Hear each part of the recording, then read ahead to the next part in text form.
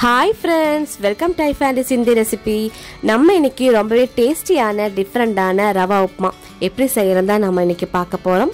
ரவா உப்புமா சாப்பிடாத குழந்தைங்க கூட இந்த மாதிரி நம்ம செஞ்சு கொடுத்தோம்னா ரொம்பவே விரும்பி சாப்பிடுவாங்க. இது எப்படி செய்யறதுன்னு பார்க்கலாம். ஃபர்ஸ்ட் இந்த ரெசிபி ரெடி பண்றதுக்காக ஒரு கடாயில நான் 2 டேபிள்ஸ்பூன் அளவுக்கு நெய் சேர்த்துக்கிறேன்.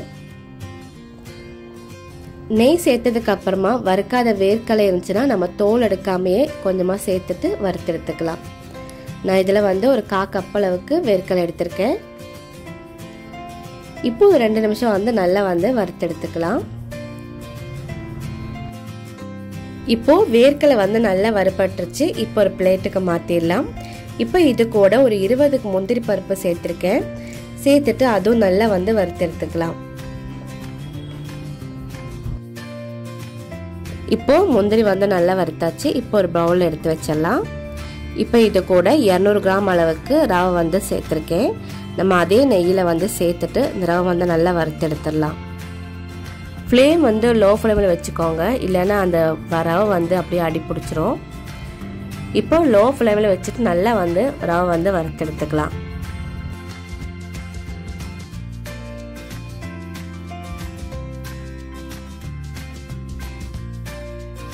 ரவை நல்லா வறுத்தெடுத்தாச்சு. பாருங்க, இந்த மாதிரி உதிரி உதிரியா வர்ற மாதிரி வறுத்தெடுத்துக்கோங்க. பாருங்க, இந்த மாதிரி நல்லா உதிரி உதிரியா வந்திருக்கு. இப்போ நம்ம ஃப்ளேம் ஆஃப் பண்ணிடலாம். இப்போ அதே கடாயில 2 டேபிள்ஸ்பூன் அளவுக்கு நம்ம ஆயில் சேர்த்துக்கலாம். எண்ணெய் சூடானதும் 1/2 டேபிள்ஸ்பூன் அளவுக்கு ஜீரகம் சேர்த்துக்கோங்க. கூடவே 1 டேபிள்ஸ்பூன் அளவுக்கு கடுகு உளுந்த பருப்பு சேர்த்துக்கோங்க. கடுகு நல்லா பொரிஞ்சதுக்கு அப்புறமா 2 காஞ்ச மிளகாய் 2ஆ கட் பண்ணி சேர்த்துக்கோங்க.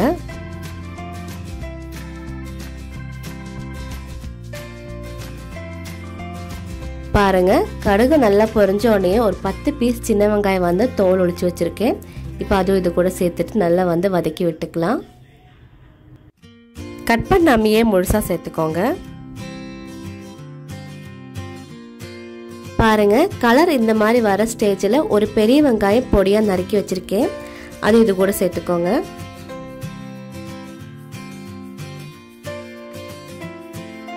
கூடவே 3 பச்சை மிளகாய் நல்லா பொடியா நறுக்கி வச்சிருக்கேன். ஒரு துண்டு இஞ்சி நல்லா துருவி வச்சிருக்கேன். கூடவே 5-6 பல்லு பூண்டு துருவி வச்சிருக்கேன். இப்போ இது கூட சேர்த்துட்டு நல்லா வதக்கி விட்டுக்கலாம். கூடவே கொஞ்சமா கருவேப்பிலை சேர்த்துட்டு நல்லா வதக்கி விட்டுக்கலாம். நல்லா இஞ்சி பூண்டு வாசனை வரும், அது வரைக்கும் நல்லா வதக்கி விட்டுக்கோங்க. இப்போ இது கூட ஒரு தக்காளி நல்லா பொடியா நறுக்கி வச்சிருக்கேன். அது இது கூட சேர்த்துக்கலாம். தக்காளி ஆப்ஷனல் தான், நீங்க வேணும்னா தக்காளி சேர்த்துக்கோங்க. தக்காளி இல்லாம கூட நம்ம இந்த ரெசிபி ரெடி பண்ணலாம்.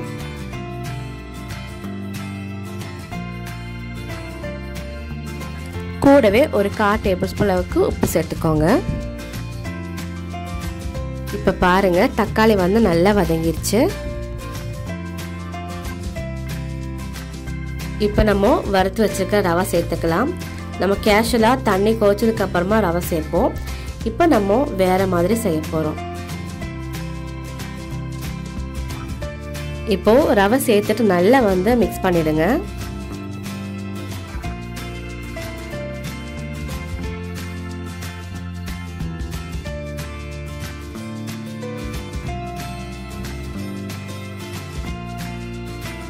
இப்போ ரவை சேர்த்துட்டு நல்லா கலந்து விட்டதுக்கு அப்புறமா கொஞ்சமா கொத்தமல்லி தழை கட் பண்ணி வச்சிருக்கேன்.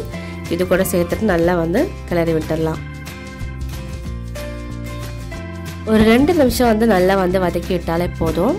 இப்போ பார்க்கிறதுக்கு நல்லா இருக்குது பாருங்க. இப்போ இது கூட 1 கப் அளவுக்கு நல்லா சூடான தண்ணி சேர்த்துக்கோங்க. கொஞ்சமா சேர்த்துக்கோங்க, நிறைய சேர்க்காதீங்க. பாருங்க, இந்த அளவுக்கு சேர்த்துக்கோங்க. இப்போ நல்லா கிளறி விட்டுடலாம். ஒரு 2 நிமிஷம் இந்த மாதிரி நல்லா கிளறி விட்டுக்கோங்க. நல்லா இந்த மாதிரி உதிரி உதிரியா வர மாதிரி கிளறி விட்டுக்கோங்க.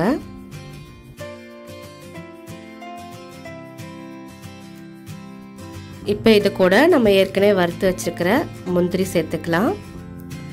கூடவே வேர்க்கடலை சேர்த்துக்கலாம். சேர்த்துட்டு நல்லா வந்து மிக்ஸ் பண்ணி விட்டுடலாம்.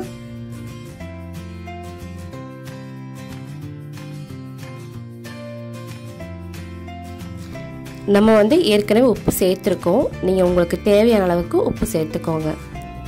சேர்த்துட்டு நல்லா வந்து கலந்து விட்டுக்கலாம். பாருங்கள், நம்ம உப்பு முந்திரி பருப்பு எல்லாம் சேர்த்து நல்லா கலந்து விட்டதுக்கப்புறமா ஒரு 2 நிமிஷம் வந்து மூடி வச்சிடலாம். இப்போது 2 நிமிஷம் ஆயிடுச்சு. இப்போ நம்ம எடுத்து பார்க்கலாம்.